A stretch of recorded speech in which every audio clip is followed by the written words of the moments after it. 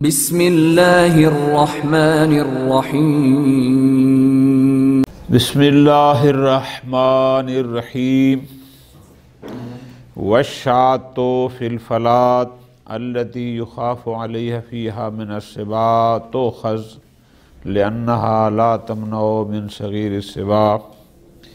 بات ہماری چل رہی تھی لوقطۃ الحیوان کی۔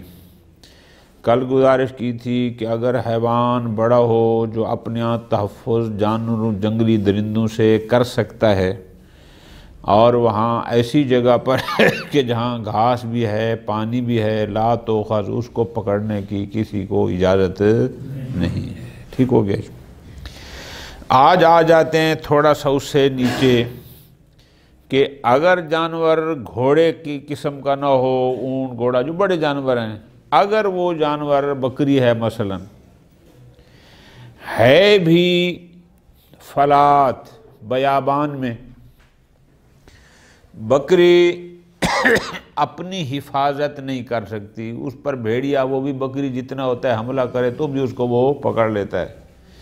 اب ایک شخص بیابان میں، فلات بیابان، وہاں جا رہا ہے، وہاں ایک بکری ہے جو اپنا دفاع نہیں کر سکتی، تو خس یہ اس کو پکڑ سکتا ہے، اپنی تحویل میں لے سکتا ہے، یعنی اس کو پکڑنا تحویل میں لینا جائز ہے۔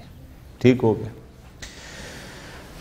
بات اگلی آئے گی کہ یہ جو پکڑنا اس کے لیے جائز ہے، کس کے لیے پکڑے؟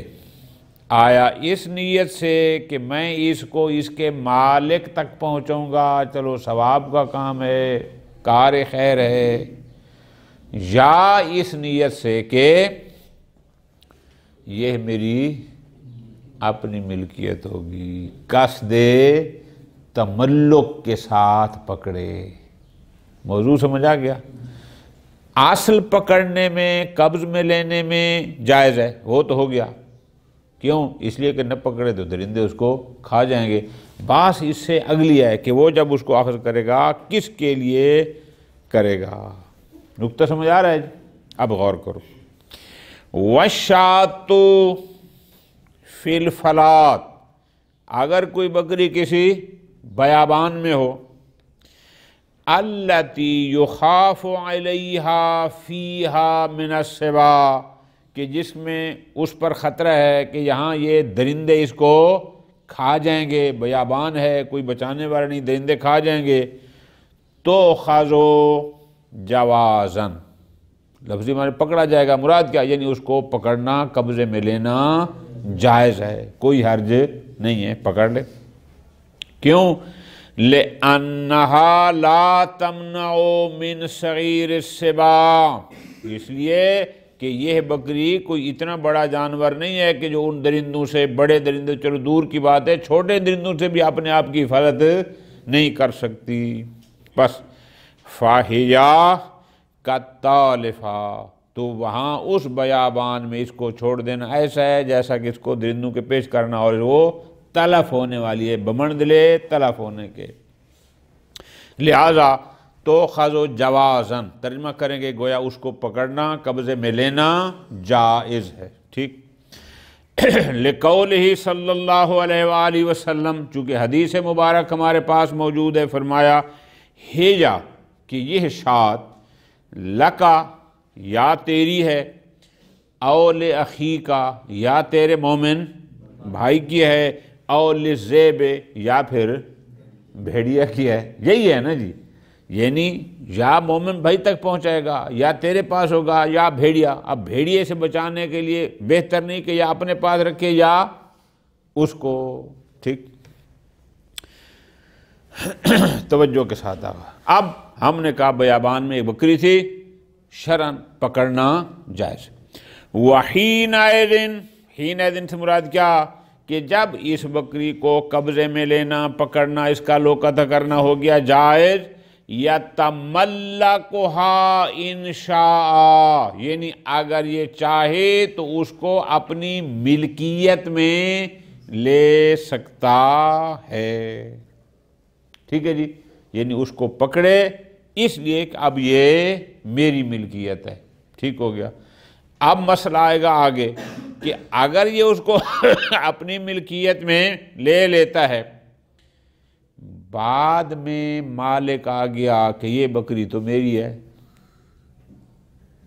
یا فرض کرو اس کو پتہ تھا کہ یہ بکری علی حیدر شاکری کی ہے اور وہ سو رہا ہے اور اس کو جو ہے وہ بھیڑیے کھا جائیں گے، تو اس کو نیند زیادہ آتی ہے نا، تو اس لیے اس نے کہا چلو میں پکڑ لیتا ہوں، لیکن کس نیت سے؟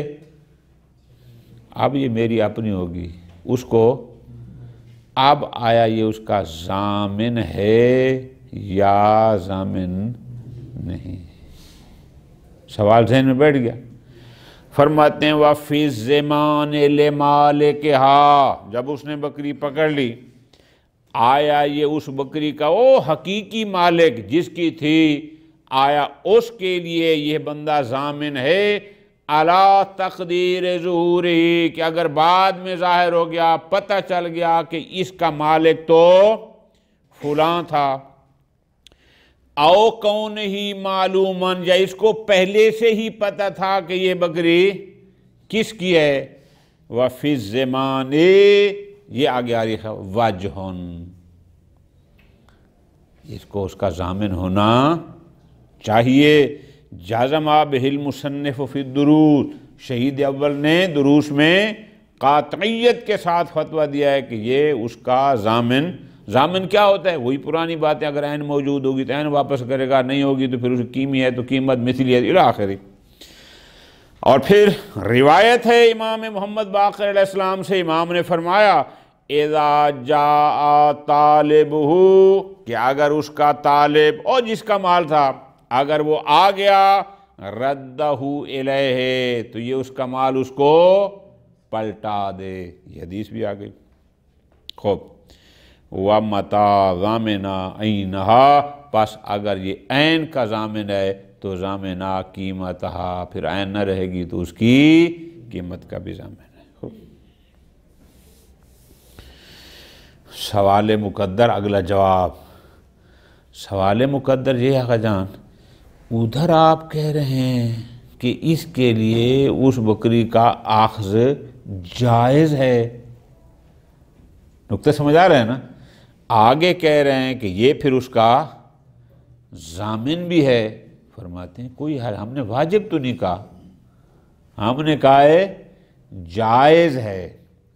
اگر یہ اس کو اپنی ملکیت میں لیتا ہے تو یہ ملکیت متزلزل ہے، کہ اگر مالک نہ آتا تو اس کی ملکیت میں رہ جاتا، اب چونکہ مالک آ گیا اس کی یہ ملکیت ختم ہو گئی، یہ ملکیت مستقر نہیں ہے، لہذا پکڑنا بھی جائز ہے، لیکن مالک اگر آ گیا تو ضامن بھی ہے، ان میں کوئی منافات نہ آتا تو اس کی ملکیت میں رہ جاتی، آ گیا تو اس کو واپس کرے۔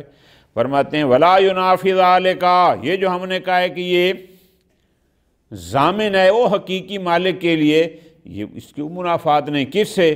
جواز تملک حابل، کہ یہ اس کا مالک بن سکتا ہے، بھائی مانا کہ یہ اس بکری کو اپنی ملکیت میں لے بالقیمہ، اس کو قیمت دے، کہ بھائی بکری میں لے آیا تھا بیابان سے، ٹھیک ہے اس کا میں ضامن ہوں، بکری میری ہے تیری ہے، لیکن اب میں بکری نہیں دیتا تو اس کی مجھ سے قیمت لے لے، اللہ تقدیر ہوئی۔ کیوں؟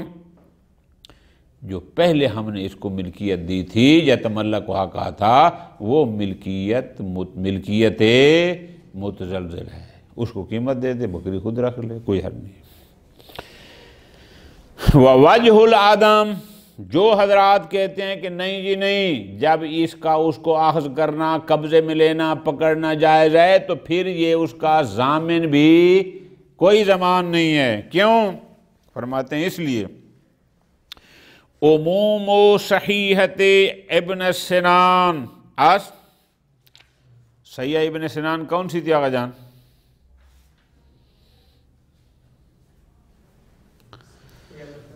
یہ لقول صادق اسلام فی سید عبد الرحمن بن سنان من اصاب مالا او بعیرا فی فلاۃ من الارض قد قلت وفلان وفلان فلان او الاخری من المفاہی لہو ولا سبیل لہو علیہا، یہ کل وانی حدیث پڑھی تھی اس کے مطابق بھی چونکہ اس نے ایک بیابان سے پکڑیا ہے، کوئی مالک وہاں تھا ہی نہیں، سارا کچھ کیا ہے، ہو سکتے بیابان ایسا ہو کہ جناب وہاں گھاس ہو نہ پانی ہو، لہٰذا اب یہ اس کی ہے اس کی نہیں ہے ایک۔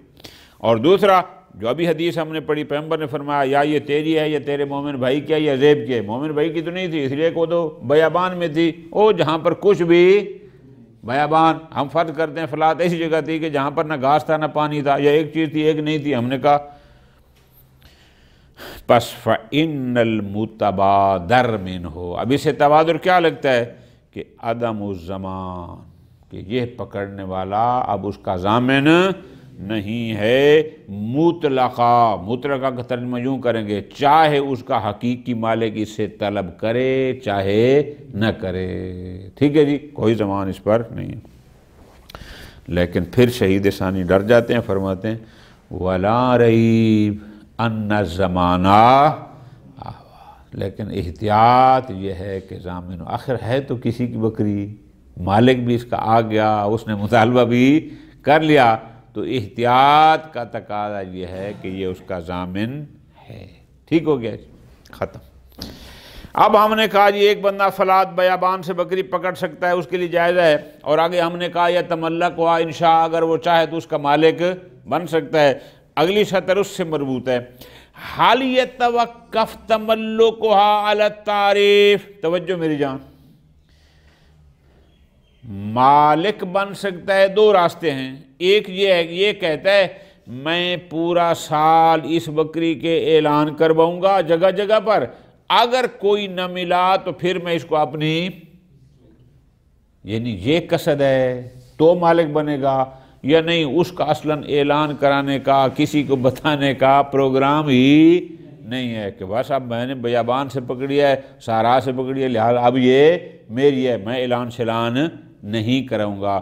حال یتوقف تملکها علی التعریف، کیا اس شخص کا آخذ کا اس شاد کو اپنی ملکیت میں لینا تعریف پر موقوف ہے؟ مراد کیا، یعنی پہلے سال بھر اعلان کرے اور پھر مالک نہ ملے تو اپنی ملکیت میں لے، یا ایسا نہیں ہے؟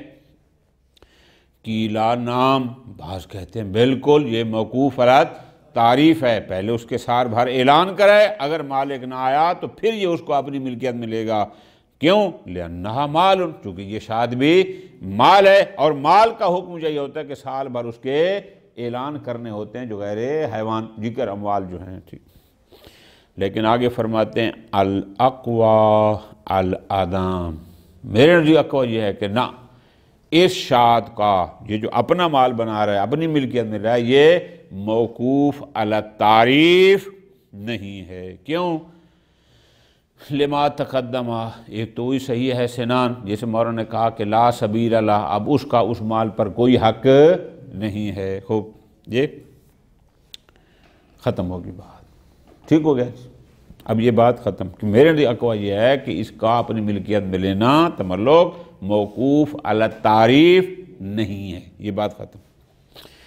وَعَلَيْهِ، بالفرض ہم پہلے قول کے قائل ہو جائیں جو کہتے ہیں کہ تملک موقوف علی تعریف ہے، فَهُوَ سَانَةً، تو پھر اس کی تعریف بھی وہی پورا سال کرے گا جیسے دیگر اموال کی تعریف ہو، اعلانات اس نے پورا سال کرنے، پھر اس کا بھی پورا سال کرے گا۔ سمجھا گیا آجا؟ خوب، اب پھر واپس جاؤ، او وَالشَّاةُ فِي الْفَلَاةِ تُؤْخَذُ جَوَادًا لِأَنَّهَا لَا تَمْنَعُ مِنْ صَغِيرِ السِّبَاعِ، آگے کہا تھا يَتَمَلَّكُهَا إِنْ شَاءَ، چاہے تو اس کو اپنی ملکیت میں لے لے، اب اس پر یہ عطف ہے، او یبکیہا فی یدہ امانہ، چاہے تو اس بکری کو اپنے پاس بطور شاباش امانت، کب تک؟ الی ان یظہر مالکہا، جب تک کہ اس کا مالک، یعنی دونوں آپشن پکڑنا جائز ہے، جی چاہے تو اپنی ملکیت میں لے لے، جی چاہے تو بطور امانت اپنے پاس رکھ لے جب تک کہ مالک ظاہر ہو۔ او یوصلہ ایہا ان کان معلوما، اور اگر مالک کا علم ہے تو پھر یہ مالک تک پہنچا دے، ٹھیک ہو گیا۔ ایک تیسرا آپشن بھی ہے، وہ کون سا؟ او یدفعہا الی الحاکم، اپنے پاس بھی نہ رکھے، وہ جا کے حاکم شریک کے حوالے کرے. کب؟ ما تعذر الوصول الی المالک، اگر مالک تک پہنچنا متعذر ہو، اس کو علم ہی نہیں ہے یا پہنچنا مشکل ہے حاکم کو. ثم الحاکم یحفظھا، پھر حاکم شریع کی ذمہ داری ہے کہ وہ جہاں اس کی حفاظت کرے، یعنی اس کو چاہے اپنے پاس کسی کی ذمہ لگائے کہ اس کی حفاظت کرو، او یہ بھی ہوا یا حاکم شریع چاہے تو اس کو بیچ بھی سکتا ہے. ٹھیک ہو گیا جی؟ توجہ کے ساتھ میری جان، یہاں تک سارا مسئلہ تھا کس کا؟ الشاۃ، بکری صاحبہ کا، کہ ایک بکری ایک بیابان سے پکڑنا جائز ہے یا جائز نہیں. اب جاتے ہیں تھوڑا عمومیت کی طرف. بکری چھوڑو، کوئی اور ایسا جانور کہ جو فی الحال اپنی حفاظت نہیں کر سکتا، بڑا ہو کے ممکن ہے کر سکتا ہے، گھوڑا جب جوان ہو جائے آپ حفاظت کر سکتا ہے، کوئی اور جانور بڑا ہو جائے حفاظت کر سکتا ہے، لیکن فی الحال وہ چھوٹا ہے، یا اصلاً ہوتا ہی چھوٹا ہے، یا وہ فی الحال اتنا چھوٹا ہے کہ اپنی حفاظت نہیں کر سکتا. آیا ایسے حیوان کو فلات سے بیابان سے پکڑنا جائز ہے یا جائز نہیں؟ موضوع سمجھ آ گیا جان؟ وکیل جناب شیخ طوسی رحمۃ اللہ علیہ مبسوط میں حضرت علامہ رحمۃ اللہ علیہ اور دیگر کچھ علماء بل اسندہ فی تذکرۃ علمائنا، بلکہ علامہ نے اس کی نسبت دی ہے تذکرہ میں اپنے علماء کی طرف مطلقاً، مطلقاً نہیں پڑھنا، مطلقاً یعنی علماء کی تعین کیے بغیر، ذکر نہیں کیا کس نے کہا ہے، بل اتنا کہا ہے کہ اندہ علمائنا، اطلاق سے کرنا ہے، یعنی مطلق نہیں کرنا، مطلقاً یعنی معین کیے بغیر اپنے علماء کی طرف نسبت دیے. کیا فرمایا علماء نے؟ وہ فرماتے ہیں وَقَضَا حُکْمُ كُلِّ مَا لَا يَمْتَنِعُ مِنَ الْحَيْوَانِ مِنْ صَغِيرِ السِّبَاع، جو حکم بکری کا ہے یہی حکم ہر اس جانور کا ہے کہ جو ان چھوٹے درندوں سے اپنی حفاظت نہیں کر سکتے، اپنے آپ کو بچا. اچھا کیسے بچتا ہے جانور؟ بعدوٍ، ہرن کی طرح چھلانگ مار کے بچ جاتا ہے، ولا طیران، یا اڑ کے، ولا قوت، یا اپنی طاقت کے ساتھ. فی الحال یہ چیزیں اس میں نہیں ہیں، نہ وہ چھلانگ مار کے، نہ اڑ کے، اور نہ ہی اپنی طاقت سے اپنا دفاع کر سکتا ہے. وَإِنْ كَانَ مِنْ شَأْنِهِ الْامْتِنَاعُ إِذَا كَمُلَ، یہ اور بات ہے کہ جب وہ بڑا ہو جائے گا، کامل جائے گا، تو پھر وہ اپنی حفاظت کر سکتا ہے. کیسے؟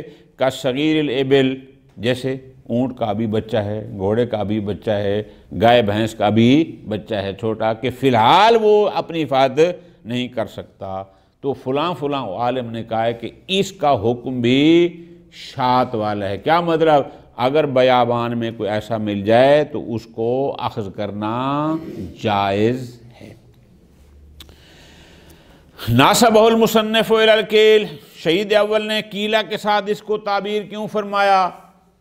واضح فتویٰ اپنا نہیں دیا، کہا کہ کیلا، لوگ کہتے ہیں کہ اس کا حکم بھی، فرماتے ہیں اس لیے کہا ہے لِعَدَمِ النَّصِّ عَلَيْهِ بِخُصُوصِهِ، چونکہ اس قسم کے جانور کے بارے میں روایت نص موجود نہیں ہے. انما ورد علی الشاۃ، روایت فقط بکری کے بارے میں تھی، ان جانوروں کے بارے میں نہیں تھی. بات سمجھ آ گئی نا؟ تو اس لیے انہوں نے اپنی طرف نسبت نہیں دی اور کہا کہ کیلا. بعض علماء یہ کہتے ہیں پس جب نص فقط شات کے بارے میں تھی کہ اگر بکری ایسی ہو اس کو پکڑنا جائز ہے، پھر اس کے آگے دو آپشن دیے، 3، فَيَبْقَى غَيْرُهَا، جو غیر شات ہیں، چونکہ ان کے بارے میں تو نص نہیں تھی، عَلَى أَصَالَةِ الْبَقَاءِ عَلَى مِلْكِ، وہاں پر ہم کہیں گے کہ جیسے وہ اس کے پکڑنے سے پہلے غیر کی ملکیت میں تھے، اب بھی اصل یہ ہے کہ مالک کا ملک مال پر باقی رہتا ہے جب تک کوئی سبب زوال ملک نہ آئے، اور جہاں ایسا کچھ نہیں. خوب، اب وَحِينَئِذٍ، اب اگر یہ مال ہے کسی اور کا، ملکیت نہیں لے سکتا، فَيَلْزَمُهَا حُکْمُ اللُّقَطَاتِ، تو اس پر پھر او لوقطۃ المال دیگر اموال والے احکام ہوں گے۔ کون سے؟ فَتُعَرِّفُ سَنَةً، پورا سال اس کی تعریف، اس کے اعلان کروائے گا۔ سال بھر اعلان کرانے سے بھی اگر مالک نہ ملا، يَتَمَلَّكُهَا إِنْ شَاءَ، پھر چاہے تو اس کو اپنی ملکیت میں لے لے، او يَتَصَدَّقْ بِهَا، چاہے تو اس کو صدقے کے طور پر دے دے۔ نکتہ سمجھ آ گیا؟ آجا ختم۔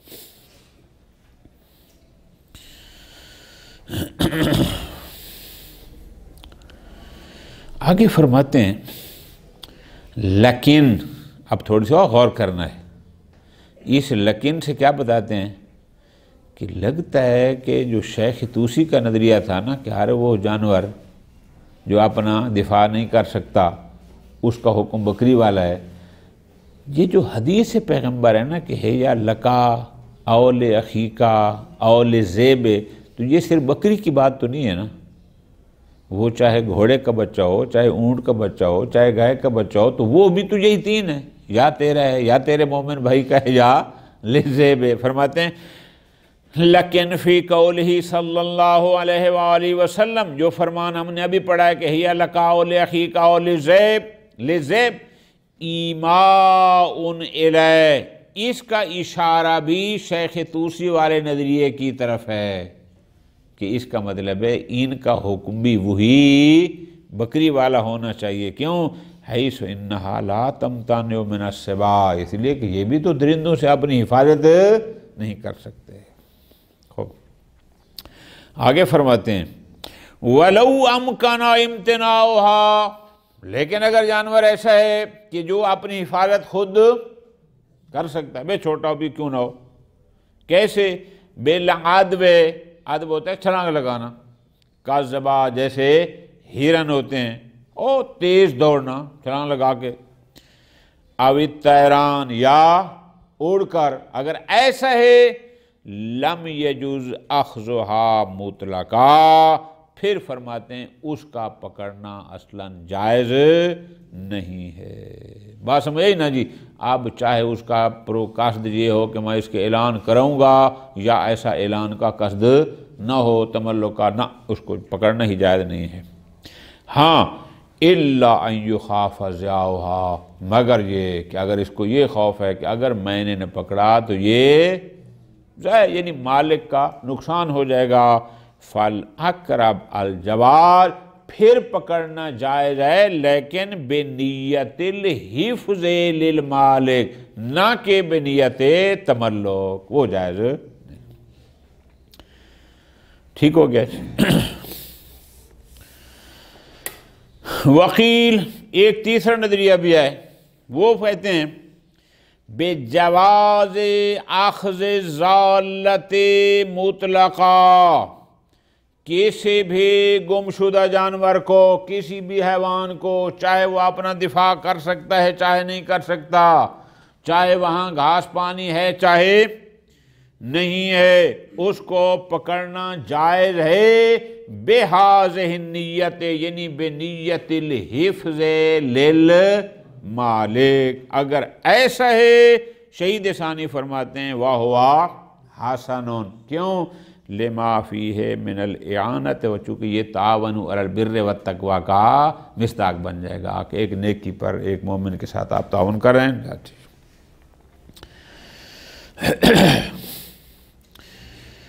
وَتُحْمَلُ أَخْبَارُ النَّهِي، جناب ادھر بھی تو بہت ساری روایات بھری پڑی ہیں جو کہتے ہیں خبردار کسی کے مال کو اپنے قبضے میں نہ لو، ان کا کیا کریں گے؟ فرماتے ہیں ہم ان کو حمل کریں گے علی الاخذ بنیت التملک،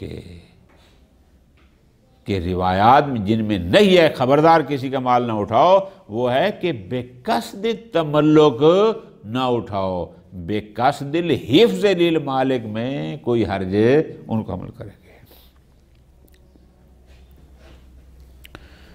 ٹھیک ہو گیا؟ اچھا، جو لوگ کہتے تھے کہ وہ جانور جو اپنا دفاع خود کر سکتا ہے، اپنے آپ کو درندوں سے بچا سکتا ہے، اس کا پکڑنا جائز نہیں، چونکہ وہ مال محفوظ ہے۔ یہ تیسرے نظریے والے ان کی رد پیش کر رہے ہیں۔ بات کو سمجھیں گے تو لطف آئے گا۔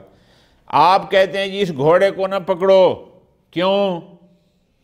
چونکہ یہ اپنا دفاع خود کر سکتا ہے، اگر کوئی چھوٹا درندہ اس پر حملہ آور ہے تو یہ بھاگ جائے گا، فلاں کرے گا، اپنے آپ کو بچا سکتا ہے، لہذا اس کو پکڑنا جائز نہیں ہے، لطف لینا ہے۔ شہید کہتے ہیں ایک جگہ 1000 روپیہ پڑا ہے، اگر آپ بھی نہ اٹھائیں، وہ بھی آپ میں سے کوئی نہ اٹھائے تو وہ بھی تو محفوظ پڑا ہے نا۔